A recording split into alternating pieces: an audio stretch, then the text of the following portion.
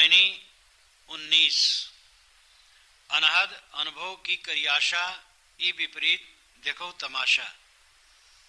यह तमाशा देखो रे भाई, जहाँ शून्य तहाँ चल जाई। शून्य ही बंचे शून्य ही गयो, हाथा छोड़ बेहाथा भयो।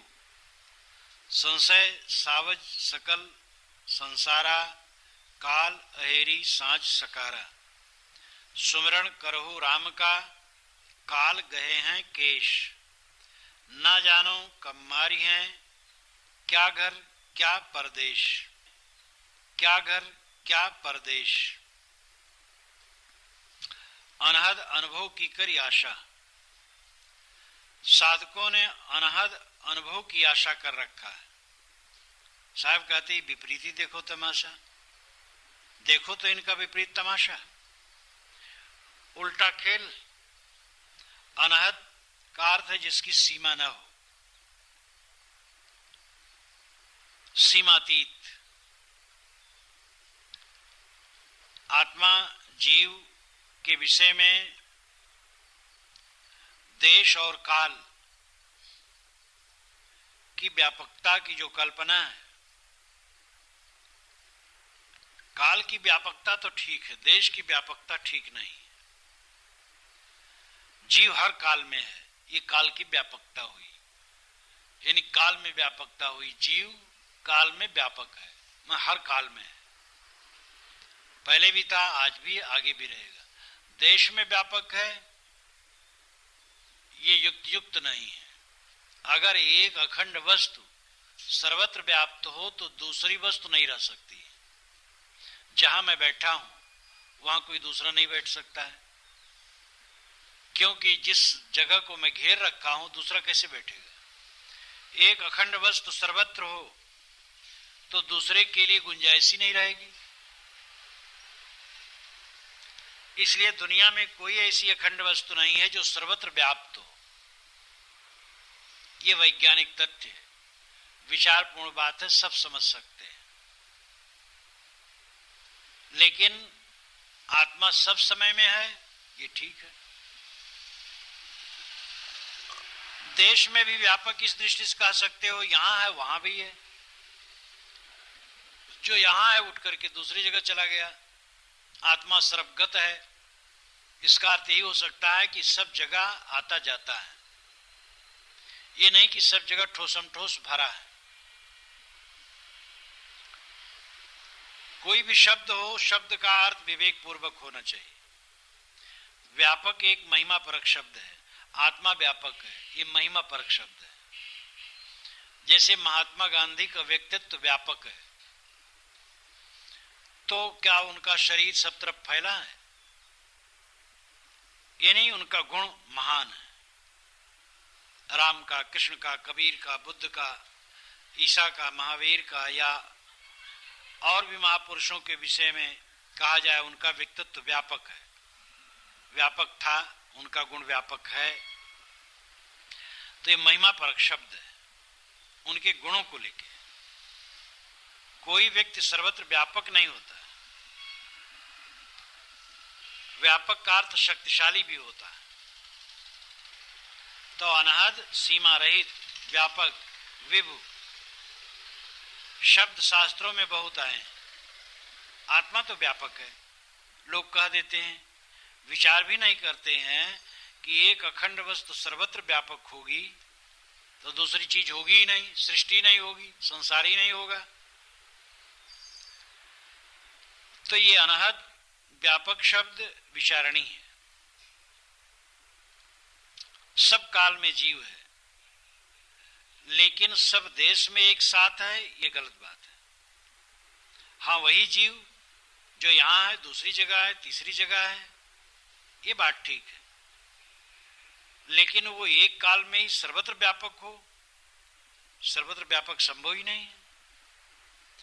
अनाहत का दूसरा अर्थ है अनाहत, शुद्ध शब्द। अनाहत का मतलब है जो चोट खाया ना हो। आहत नाम चोट खाया हुआ। अनुपसर्ग है जो अर्थोरट देता है, जो चोट खाया ना हो।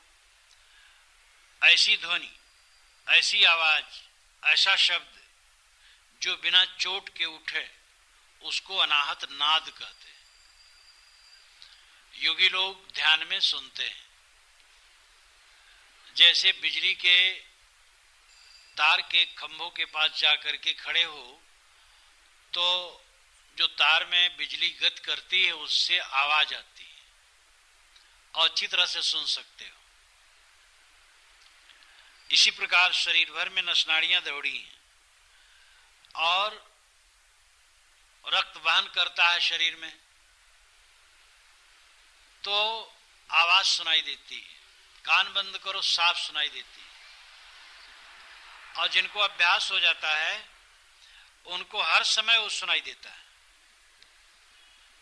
वो तो जहां मन लगा दो, सांस पर जो अभ्यास करने वाले साधक हैं वो चलते फिरते कहते हमें हरदम सांस पर ध्यान रहता है। जब किसी से बात करता हूं, व्यवहार करता हूं तो वो हो जाता है, लेकिन अगर कुछ नहीं कर रहा हूं, बात नहीं कर रहा हूं, तो चल फिर भी रहा हूं, बैठा हूं, तो हरदम सांस पर ध्यान जाता है। तो सांस का ज्यादा अभ्यास करने से वो सांस से सांस उनको दिखाई देता है। नाद सुनने से नादे नाद। एक साधक हमसे कहते थे कि मुझे हरदम शब्द सुनाई देता है। वे शब्द के ध्यानी थे, राधा स्वामी मत के थे। रामकृष्णादि या किसी महापुरुष के चित्रों को लेकर के जो तदाकारता है उनको वही हरदम दिखाई देता है। तो ये तो जहां धारणा बना लो वैसे दिखाई देता है। वस्तुतः धारणा बनानी चाहिए निस्वरूप में। हर समय ये आभास हो कि शरीर आदि नश्वर भौतिक पदार्थ है, मैं शुद्ध चैतन्य हूं। अपने निर्विकार स्वरूप का भाव होना चाहिए। सांस और नाद और ज्योति और बिंदु ये सब का नहीं। ये सब तो आरंभिक क्रिया योग है। चंचल मन को ठहराने के लिए कोई नाद सुने, कोई शब्द सुने, ज्योति देखे, सांस देखे, ये आरंभिक चंचल मन को स्थिर करने के लिए साधन है। आगे इसमें रमना नहीं है। आगे तो निर्विकल्प होना है। सारी कल्पनाओं को छोड़ दो और मूल रूप में ये भाव बना रहा है मैं शुद्ध चैतन्य हूं। आत्माकार वृत्ति, स्वरूपाकार वृत्ति में स्थित होना है। तो अनाहत अनाहत नाद, अनाहत अनुभव की करी आशा। अनुभव का अर्थ होता है पीछे से उत्पन्न हुआ ज्ञान। अनु कहते हैं पीछे को, भव कहते हैं उत्पन्न को। प्रयोग के पीछे जो ज्ञान उत्पन्न होता है उसका नाम है अनुभव। तो नाद सुने, नाद का अनुभव, उसमें तुभेरी, मृदंग, शंख, घंटा, सहनाई, बांसुरी, 12 बाजों की कल्पना कर लेते हैं। तो अनाहत अनुभव की करी आशा। ये लोग अनाहत अनुभव की आशा किए बैठे, कहते हमारा अनुभव है, हम हरदम अनाहत नाद सुनते हैं। लेकिन जो अनाहत नाद जिसे कहा जाता है वो अनाहत नहीं है, आहत है। बिना चोट की आवाज हो ही नहीं सकती। जो रक्त वहन करता है उसमें भी चोट ही है, तब आवाज होती है। वस्तुतः अनाहत नाद को तो हम उसी कह सकते जो अंतरात्मा की आवाज है। अंतरात्मा की आवाज का भी अर्थ ज्ञान। जब चित्त एकाग्र होता है, स्वबस होता है और आगत द्वैत से चित्त निवृत्त हो जाता है, तब दृष्टि अपनी दिव्य हो जाती है। तब अंदर में सच्चा ज्ञान उठने लगता है। कोई निर्णय लेने में वो निष्पक्ष रहता है। व्यवहार में भी उसकी दृष्टि साफ रहती है। जैसे पानी में धूल कण हो और लहर हो तो प्रतिबिंब, इंसान अपना प्रतिबिंब साफ नहीं देख सकता, लेकिन पानी बिल्कुल निर्मल हो और तरंग भी ना हो तो अच्छी तरह से अपना प्रतिबिंब उसमें देखा जा सकता है। जिसके चित्त में मैल नहीं है और चंचलता नहीं है, उसका चित्त निर्मल हो जाता है और तब उसे सच्चा ज्ञान उदय होता है, निर्मल बुद्धि। ऋतम भरा प्रज्ञा जिसको कहते हैं, ऋत से भरी हुई बुद्धि, अशोकावृत्ति, योग दर्शन में कहा गया अशोकावृत्ति, शोक रहित दशा।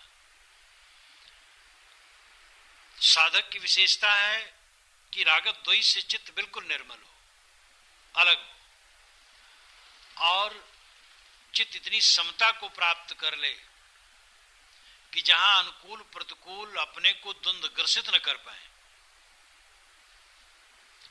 ऐसी अवस्था में अंदर से सच्चा अनुभव उत्पन्न होता है, ज्ञान प्रकाश। ये अनाहत नाद है, बाजत अनहद ढोल ले। अनहद ढोल ये आत्मज्ञान है, अंतरात्मा की आवाज। ये कान से सुनाई देता हुआ ये अनाहत नाद नहीं, ये तो चोट वाला नाद है।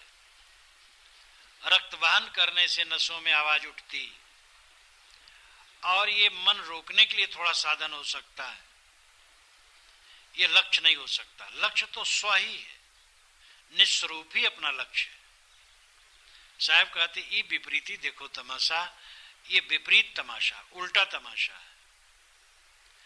विवेक करना चाहिए कि नाद जो सुनाई देता है वो श्राव्य, जो सुना जाए वो श्राव्य, जो सुने वो श्रोता, जो देखा जाए वो दृश्य, और जो देखे वो दृष्टा। जो मनन में आए वो मनन है, मंतव्य है, और जो मनन करे वो मनता है। तो दृष्टा, श्रोता, मनता, बोधा तुम स्वयं हो,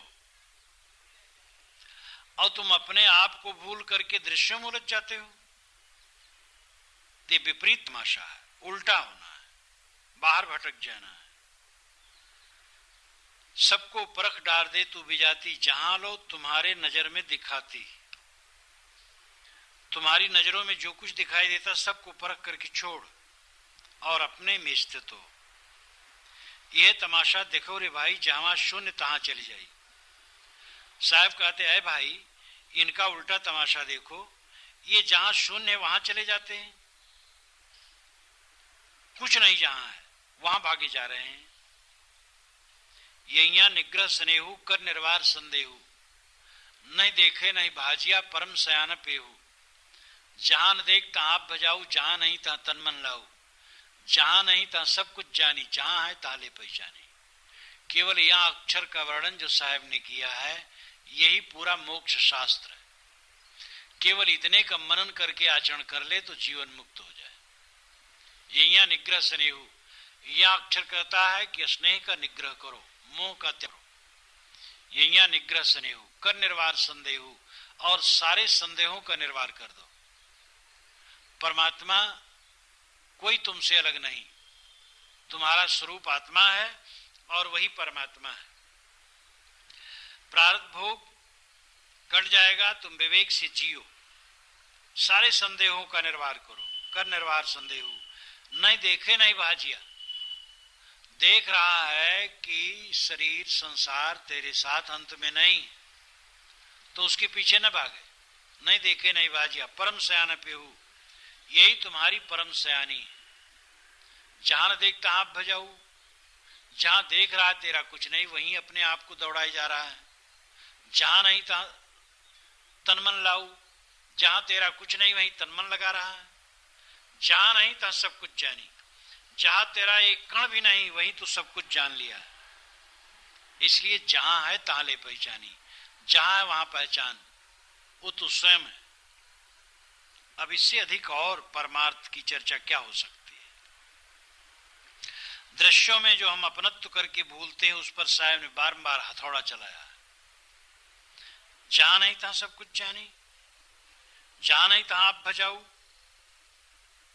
अवंत में सिद्धांत कहा जहां है ताले पहचानी, जहां है वहां पहचान। अरे तू ही है, तू ही अपने को भूल करके शून्य में जा रहा है। अपने अलावा जो कुछ है वो शून्य में ही तो भटकना है। जवानी में मोह करो, जवानी शून्य हो जाती है। मित्रों के संगम में मोह करो, वो संगम शून्य हो जाता है। जितनी उपलब्धियां हैं सारी उपलब्धियां अंत में शून्य हो जाती, कुछ रहता नहीं। अब इस शून्य का अर्थ कोई कर ले कि ये मूल तत्व ही शून्य है, वही भ्रम है। संसार तो नित्य है प्रवाह रूप, लेकिन उसका हमारा संबंध शून्य हो जाता है। तो जहां शून्य तहां चली जाई, नाद बिंद ज्योति शब्द में लोग चले जाते हैं, जो कि अंत में रहने वाला नहीं। शून्य बंचे शून्य गयो, हाथा छोड़ ब्याहता भयो। शून्य की वांछा करने वाले शून्य में ही जाते। शून्यवाद नागार्जुन का तो शून्यवाद ही है। बौद्ध मतावलंबी नागार्जुन कहते हैं है ही नहीं जगत, तीनों काल में कुछ नहीं, आत्मा तो है ही नहीं, जगत भी नहीं। और उसी का प्रभाव स्वामी शंकर पर गौड़पाद द्वारा आया, वे भी कहने लगे। यह है सौभाग्य कि वह आत्मा को अजर अमर मानते हैं। वेदांत को और बौद्ध के शून्यवाद को मिला करके उन्होंने रखा। इसीलिए अन्य समस्त शास्त्रकारों द्वारा स्वामी शंकराचार्य खूब कोसे गए, प्रच्छन्न बौद्ध कहे गए, छिपे हुए बौद्ध। मायावादम अवैदिकम, मायावादी अवैदिक हैं। जगत को समझाने के लिए स्वामी शंकराचार्य ने मायावाद रखा। जगत तीनों काल में नहीं तो प्रतीत कैसे होता, क्योंकि माया से। माया क्या है उसको भी नहीं समझा पाए। तो शून्यवाद आकाशेन कृतो ग्रंथि आकाशेनेव मोचितः, आकाश ने गांठ बांध दी है और आकाश खोल देता है। ये नागार्जुन बौद्ध मत का शून्यवाद है, कुछ है ही नहीं। साहब कहते शून्य की वांछा करने वाले शून्य में ही जाते हैं। हाथा छोड़ बेहाथा भयऊ, वह हाथ की चीज छोड़ करके बेहाथ हो गए। आत्मबोधि खो दिए। जो स्वयं नित्य हैं, जो अपने आप को शून्य कहता है, स्वयं रहे बिना शून्य कैसे कह सकता है। डेकार्ट का ये वचन बड़ा महत्वपूर्ण है कि हमें संशय होता है, संदेह होता है, लेकिन जिसको संशय होता है उसके अस्तित्व बिना संशय कैसे होगा। जो संशय करने वाला है उसका तो अस्तित्व है। इसलिए I think therefore I am, मैं सोचता हूं इसलिए मैं। सोचना एक संशय है और संशय एक सोचना है, और संशय करने वाला ही ना हो तो संशय कैसे होगा। इसलिए मैं हूं, आत्मबोध को छोड़ देना, शून्य में बह जाना, हाथा छोड़ बेहाथा होना है।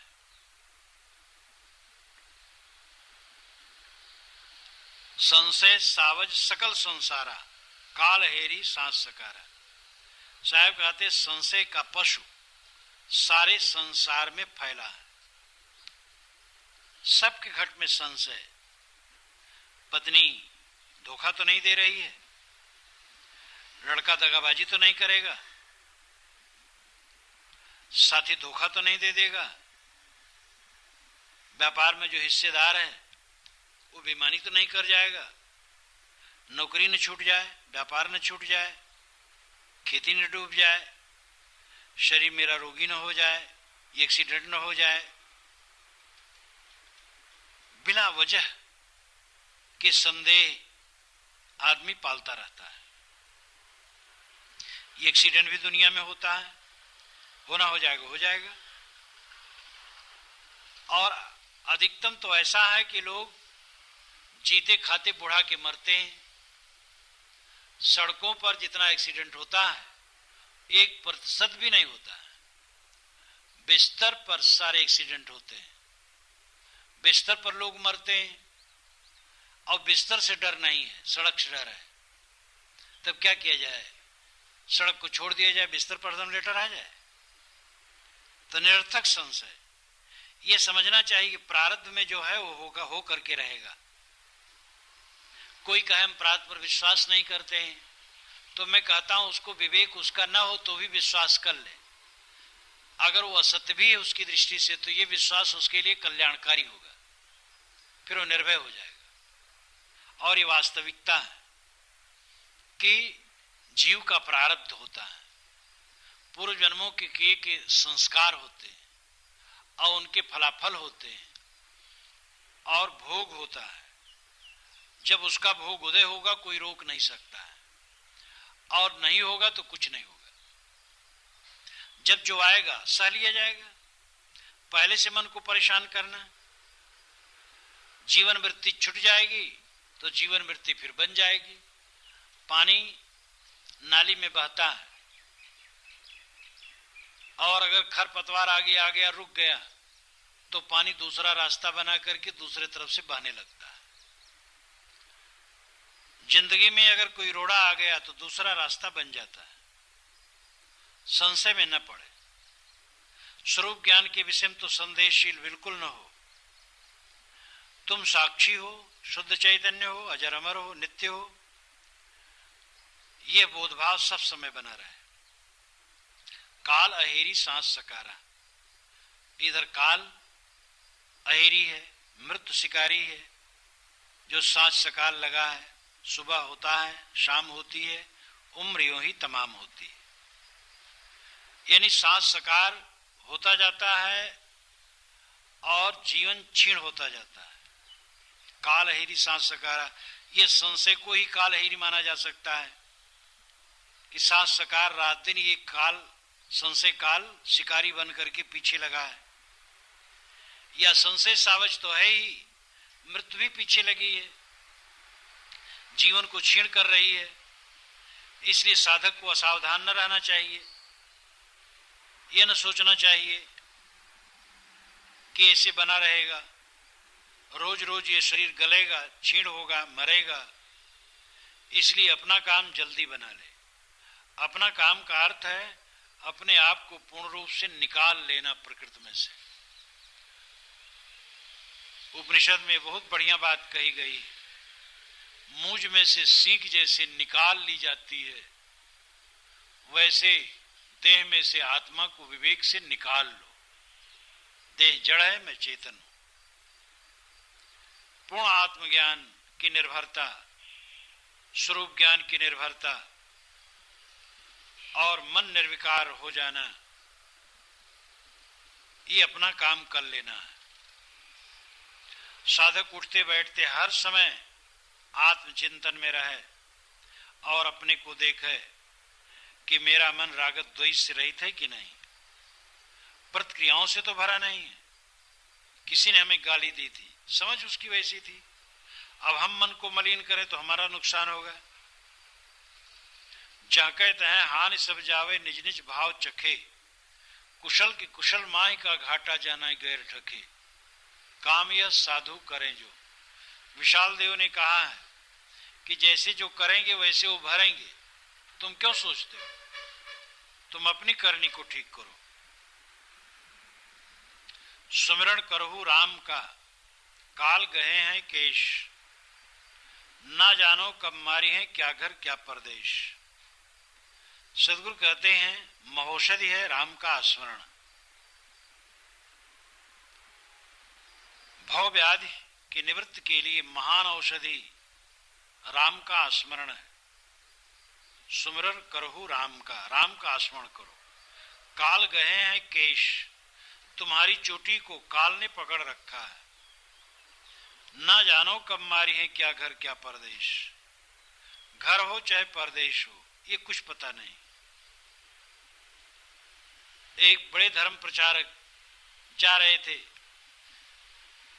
स्टेशन पर प्लेटफार्म पर थे, ट्रेन पर बैठना था, वहीं शरीर छूट गया।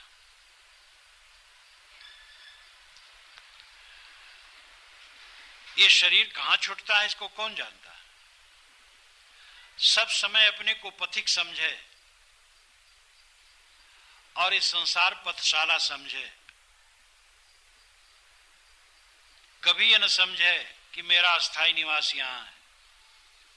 अस्थाई निवास तो मेरा अपना स्वरूप है, अभेद्य किला स्वरूप स्थिति है, जिसमें बमबारी होना संभव नहीं, जिसमें टूटन फुटन होना संभव नहीं है।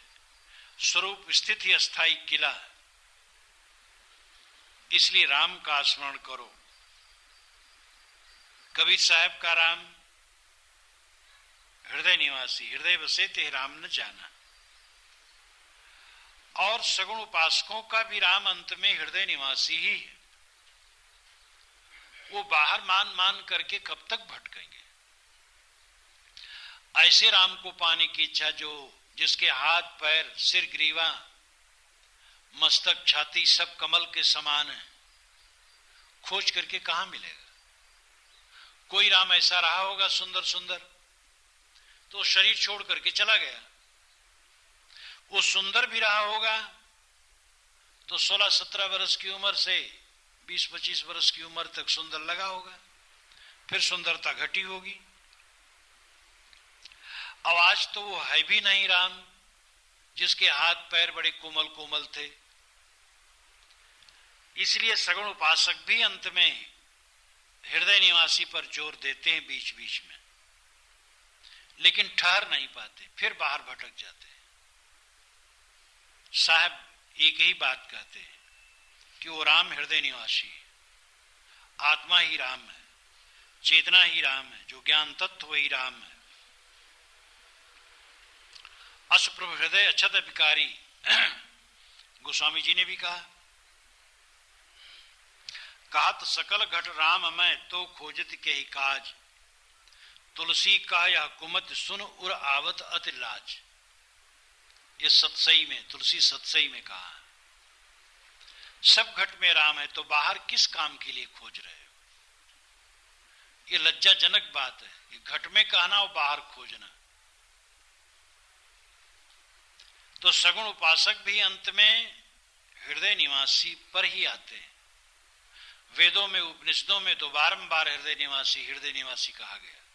हृदय निवासी भी देहोपाधिक दृष्टि से है, न हृदय निवासी है न बाह्य निवासी है, वो तो अपने आप है। कोई सभापति है, सभा में सभापति है, सभा से उठा सभापति नहीं है। तो जो औपाधिक नाम रूप गुण कर्म है वो प्राकृतिक है, खत्म होने। जो निरपादि है और निर्मल है, एक रस है, आत्मनिष्ठ है, वो ज्ञान गुण है और वही राम रूप है। निस्वरूप ही राम है। निस्वरूप का स्मरण राम का स्मरण है। साहब कहते निस्वरूप का स्मरण करो, निरंतर आत्मचिंतन में डूबे रहो, आत्मलीन रहो, जिससे जब कभी भी शरीर छूटे तो अपने स्वरूप में ही स्थित हो। बाहर रागत द्वेष में पड़े रहोगे, कुछ भी लेकर के मन को बनाए रखोगे बाहर, तो जानो भटक गए। इसलिए बाहर से लौटकर अंतर्मुख बनो। तुम्हारी चोटी को काल ने पकड़ रखा है, कहां उठा के पटक दे कोई पता नहीं। इसलिए अपने मन को काल जाल से हटाकर राम स्मरण में निरंतर लगाओ।